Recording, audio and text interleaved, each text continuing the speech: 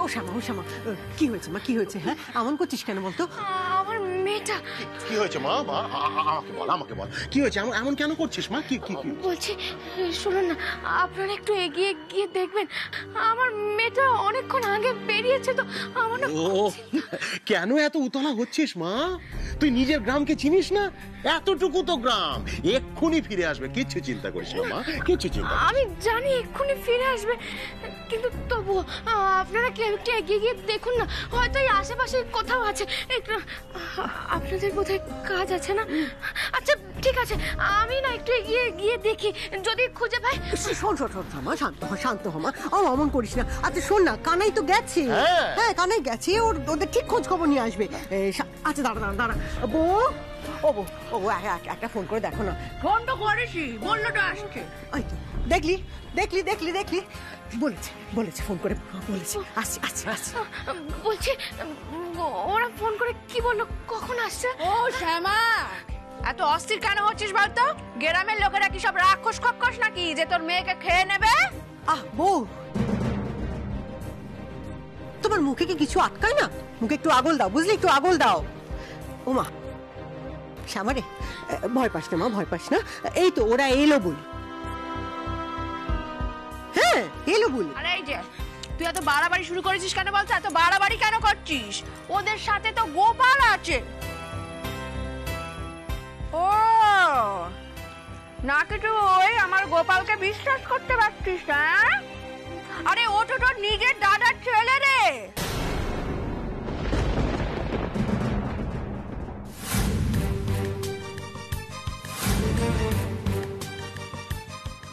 আপনারা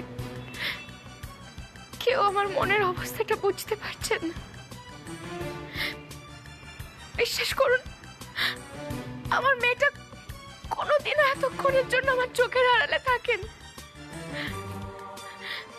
যদি ওর কেউ ক্ষতি করে দেয়, আমি তখন কি করবো? আমার মেয়েটাকে আমি কি করে বাঁচাবো? আমি কি করবো? আমি কিচ্ছু বুঝতে পারছি।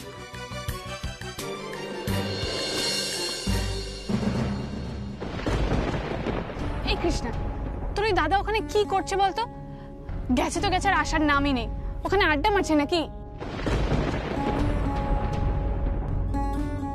দাদা ভাই, তোমার কি দেরি হবে গো? দাঁড়া আসছি।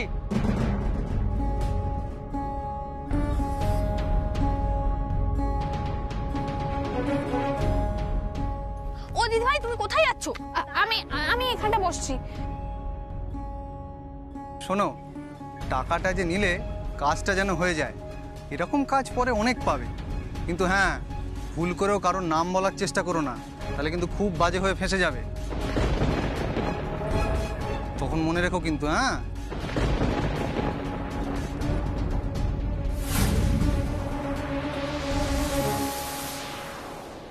এই কৃষ্ণা, চল না ওইদিকে চল, বিরক্ত লাগছে এখানে আমার। ঠিক আছে চল, যাচ্ছি। দাদা ভাই, ও দাদা ভাই, হয়েছে তোমার কথা বলা? হ্যাঁ তাহলে চলো। চল।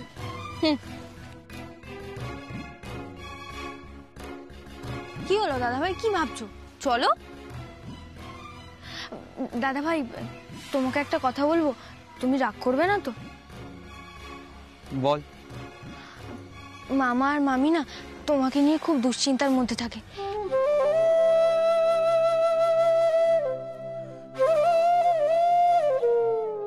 ভুলভাল মানুষের সঙ্গে না বেশি মেলামেশা করো না, বুঝলে? আর তাছাড়া কদিন পর তো তুমি আমাদের সঙ্গে শহরে চলেই যাবে, তখন আর কেউ চিন্তাই করবে না। ঠিক আছে, তাহলে এখন আমরা যাই, তুমি আমাকে গ্রামটা চিনিয়ে দাও। চলো। কি হলো দাদা ভাই, এসো।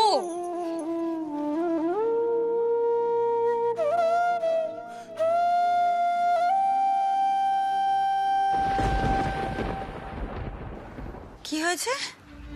কি হয়েছে? ওর অমন করছে কেন? এই আর বলবেন না মাসিমা, মেয়ে ফিরছে না তাই জন্য চিন্তায় চিন্তায় এরকম পাগল হয়ে যাচ্ছে। সত্যি পারেও বটে। আরে কি হয়েছে তোর? হ্যাঁ? অমন উতলা হয়ে থাকিস কেন?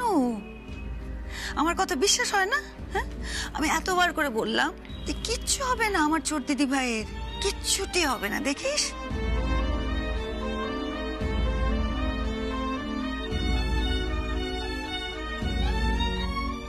কি রে, ভরসা করতে পারছিস না তো? আচ্ছা বড় বৌমা, বলছি তুমি এক্ষুনি একটা ফোন করো তো, আমার মুন্নি দিদি ভাইকে একটা ফোন করো, ছোট দিদি ঠিক আছে কিনা জেনে নাও। মা আমি তো ফোন করেছিলাম, আসলে ফোন লাগছে না, এখানে একটু নেটওয়ার্কের প্রবলেম থাকে তো ওই জন্য হয়তো। শ্যামা, এটা তো নিজের গ্রাম, এখানে তোর মেয়ের কেউ কোনো ক্ষতি করবে না। আপনারা কেউ কেন আমার মনের অবস্থাটা বোঝার চেষ্টা করছেন না বলুন তো? আমি সত্যি বলছি, আমার খুব চিন্তা হচ্ছে আমার মেয়ের জন্য। আমার এই মনের চিন্তাকে আমি কি করে আটকাবো? কি করে আটকাবো আমি আমার এই মনের চিন্তাকে বলুন তো?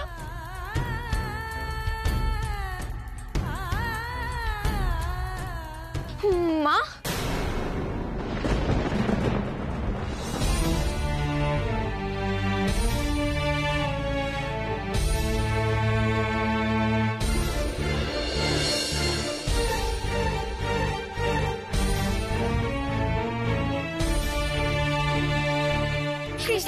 এই তোমার আমি এসে গেছি। কৃষ্ণা, তুই কোথায় ছিলি এত? তোমাকে এরকম দেখাচ্ছে কেন? কি হচ্ছে আমায় বলো। তুই কোথায় ছিলি মা এতক্ষণ?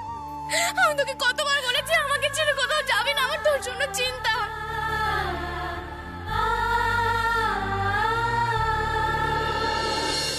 আর কখনো এরকম ভাবে বেরোবি না বলেছি।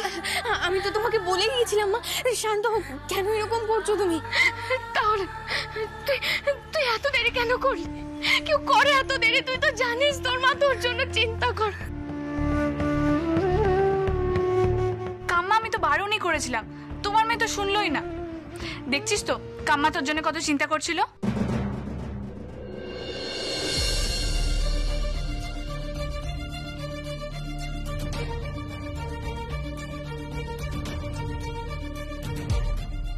পিসিমার মাথা তো দেখছি পুরো খারাপ হয়ে গেছে, এবার আমিও পাগল হয়ে যাব। ওদিকে লোকটা এমন একটা কাজ দিল, করতে না পারলে তো এতগুলো টাকা হাতছাড়া হয়ে যাবে। তুই যদি তোর মাকে না বুঝিস তাহলে আর কে বুঝবে বলতো? থাকে না, সবাই আমাকে বলছে, এরা সবাই আমার আপনজন, আমি শুনছি, আমি সবার কথা বিশ্বাসও করছি।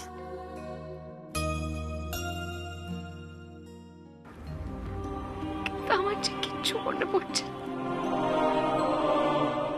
তোর কথা ছাড়া। আমার যে কারোর কথা মনে নেই। এখন তুইও যদি আমার কাছে না থাকিস তাহলে যে আমার পুরো পৃথিবীটাই খালি হয়ে যায় রে মা। তুই কেন বুঝিস না?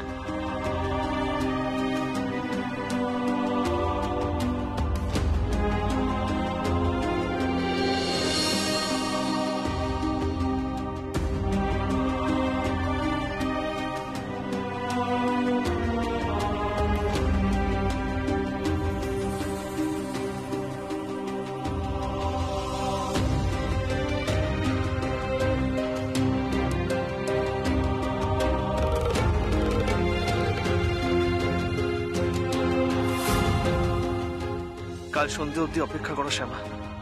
কাল সন্ধেবেলা আমি যা করব তাতে তোমার সব মনে পড়তে বাধ্য। আমি জানি কাজটা করলে বাড়ির সবাই হয়তো একটু অসন্তুষ্ট হবে, গ্রামের লোকেরাও বিচলিত বোধ করবেন, কিন্তু তোমার স্মৃতি ফেরানোর এমন সুযোগ আমি বারবার পাবো না শ্যামা। তাই কাল আমাকে এই কাজটা করতেই হবে।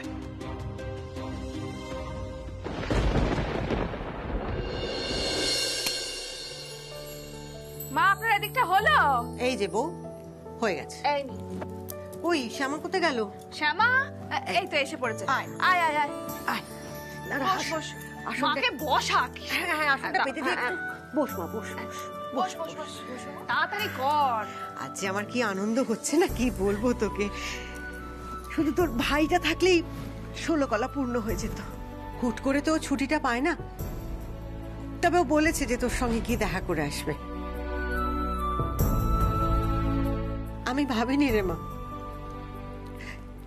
এভাবে আবার তোকে দধিমঙ্গল খাওয়াবো।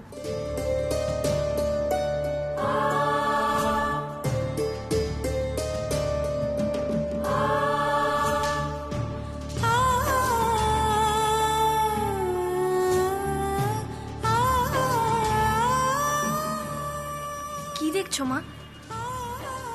দিদা তো তোমার মা হন, মেয়ের বিয়েতে তো ওনার চোখে জল আসবেই। দেখছিস শ্যামা, তোর মেয়ে কি বলছে? এখন তুই একা নোস, আমার নাতনিও আছে। আমার তো দ্বিগুণ আনন্দ। ঠিকই তো বলেছি দিদা। আমি তো আমার মাকে চিনি, আমার মায়ের মনটা ভীষণ নরম। মার কিছু মনে না পড়লেও তুমি যখন মায়ের বিদায়ের সময় চোখের জল ফেলবে, তখন দেখবে মাও নিজেকে আটকে রাখতে পারবে না। তুমি দেখো দিদা। আচ্ছা হয়েছে হয়েছে, তাড়াতাড়ি দধিমঙ্গলটা শেষ করে দেখি, এরপরে তো সূর্য মাথার উপরে উঠে যাবে। ঠিক আছে, তুমি অনেক সময় পাবে বউ, মেয়েটা একটু আনন্দ করছে, করতে দাও। আচ্ছা দিদা, এর আগের বিয়েতেও কি মা এখানে বসেই দধিমঙ্গল খেয়েছিল? শ্যামাদের বিবাহ বার্ষিকীতে বেয়াই আর বেয়ান একবার। না না দিদা, বিবাহ বার্ষিকী বলছি না, একদম প্রথমবার। ও প্রথমবার? সে তো বিয়ে তো এখান থেকে হয়নি, শহরে গিয়ে হয়েছিল।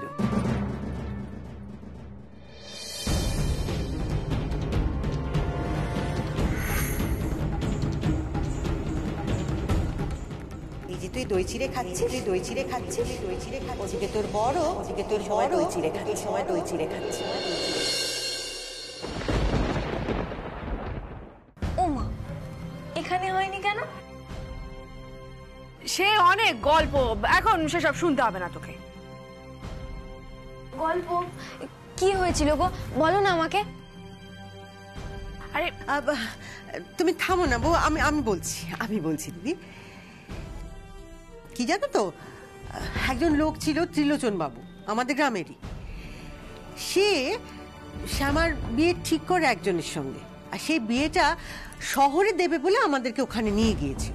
ওদিকে নিখিলের অন্য আরেকজনের সঙ্গে বিয়ে ঠিক হয়,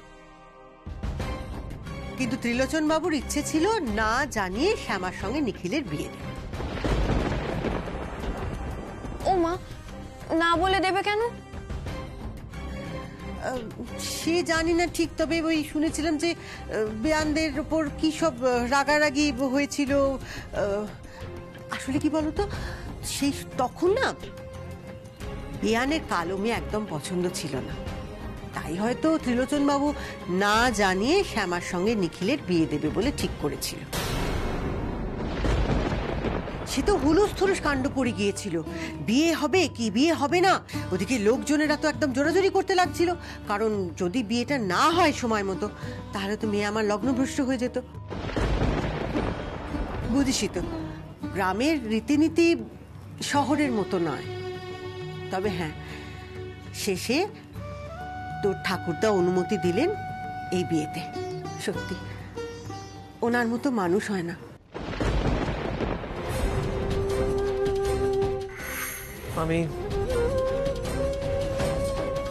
আমি শ্যামাকে বিয়ে করব।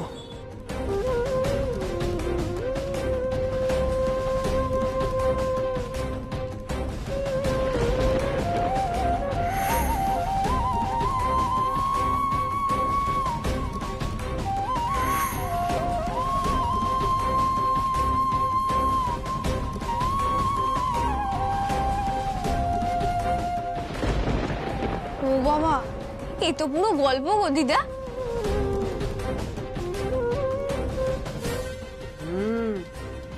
একেবারে রূপকথার মতো। আসলে আমার মেয়ে তো ছোটবেলা থেকে কৃষ্ণ ছাড়া কিচ্ছু বুঝতো না, তাই কৃষ্ণই ওর স্বামী জুটিয়ে দিয়েছিল। ত্রিলোচন বাবু আমাদের খারাপ করতে গিয়ে, মানে বদমাইশি করতে গিয়ে আমাদের ভালোই করেছেন। সাপে বর হলো, নয়তো আমার শ্যামা ওরকম দেবতুল্য বর পেত না। শুনলে মা, এতগুলো বছর ধরে নিখিল আমার মেয়েটার জন্য অপেক্ষা করে আছে। আমি ভাবতে পেরেছিলাম বলতো? এটা তুমি একদম ঠিক বলেছো দিদা। আমার বাবা সত্যিই দেবতুল্য মানুষ।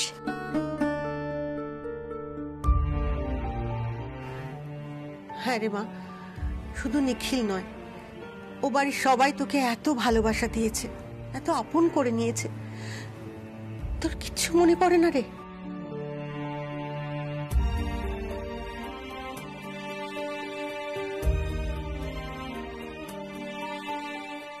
আমি জানি প্রথম দিকে ওরা তোকে মেনে নেয়নি, কিন্তু পরে ওরা তো তোকে বুকে টেনে নিয়েছে। বল, ওরা তোকে নিজের মেয়ের মতো ভালোবাসে। আমি জানি তোর শাশুড়ি আমার চেয়ে কম ভালোবাসে না। তারপর তোর শ্বশুর, তোর বড় যা, কত আদরের বলতো তুই। কিচ্ছু মনে পড়ছে না? কিচ্ছু না?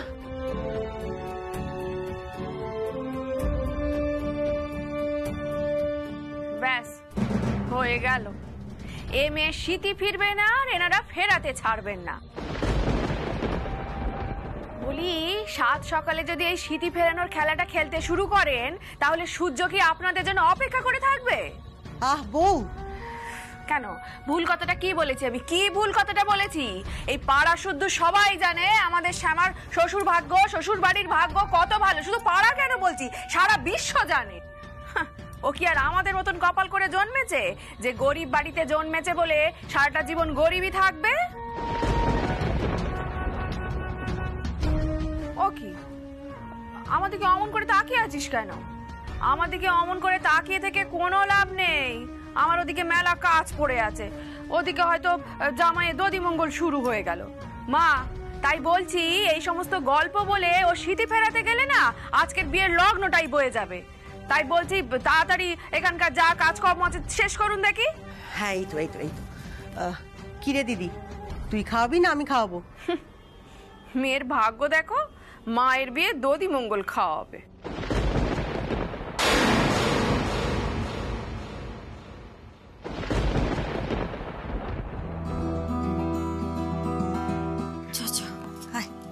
চলো মা চলো। ওরে বাবা, ও বড় বাবা, আমি নিজেই পেতে নি। হ্যাঁ কি যখন বিয়ের বয়স ছিল প্রথমবারে ওকে সকালবেলা ঘুম থেকে তুলতে আমার গলার শিরা ফুলে উঠেছিল, আর এখন দেখো সে উঠবে না বলে কি রাগ, তোমার মনে নেই? বাবা, সে আর মনে থাকবে না? সে কি মেজাজ, বলে নাকি তাকে আরেকটু ঘুমোতে দিতে হবে। আর এখন দেখো বিয়ের বয়স তো গেছেই, এখন 18 বছর বয়সী একটা মেয়ে আছে। এখন দেখো নতুন বউকে পেয়ে কেমন উঠে পড়ে লেগেছে, ফুলবাবু সেজে বসে আছে। বাবা, হ্যাঁ তোমরাও না পারো বটে। বাবা, মা কি ভুল কিছু বললো নাকি? হ্যাঁ সে ঠিক, এতদিন পর তোমরা আমার লেগ পুলিং করার চান্স পেয়েছো, সে কি তোমরা আমাকে ছাড়বে? আচ্ছা অনেক হয়েছে, আমার খিদে পেয়েছে, প্লিজ এবার আমাকে খেতে দাও প্লিজ। খেতে দাও মানে? খেতে দাও মানেটা কি? খাবি তো ওই দই চিড়ে, যা দেখলি তোর মুখটা বাংলার পাঁচের মতন হয়ে যায়। এখন তো দেখছি তর্স হয়েছে না, শুরু করো। আর কি করবে, শুরু করে দাও দধিমঙ্গল। যা বাবা, সকাল সকাল ঘুম থেকে উঠেছি, একটু খিদে পাবে না? তাড়াতাড়ি দাও। সেই পাপা, তুমি এই দই আর চিড়ে খাওয়ার জন্য এত হ্যাংলামো করছো কেন? আমি তো শুনেছি নাকি বিয়ের বর আর কনেকে লজ্জা পেতে হয়। তাই? ওকে ওকে ওকে, দেখেছো মা? কি দেখবো, তুই দেখ, দেখে শেখ। একটা বাচ্চা মেয়ে, সে কিনা সত্যি লজ্জা পা, নইলে হ্যাংলা বলবে লোকে। দেখ মুন্নি, আমি যা বুঝছি এটাই শেষবারের মতো আমার বিয়ে, তাই ভালোভাবে এনজয় করে নি, কি তাই না বাবাদি? মা, এবার খেতে দিয়ে দাও, নাহলে নিজেই খেতে শুরু করে দেবে। দাও দাও দাও। দাও দাও দাও দাও। দিদা তুমি খাওয়াও, আমি বরং দেখি। ঠিক আছে, তুই উলু দে, বউ শাকটা ধরো, বাজাও। হ্যাঁ বাজাচ্ছি। নে, মা কর মা।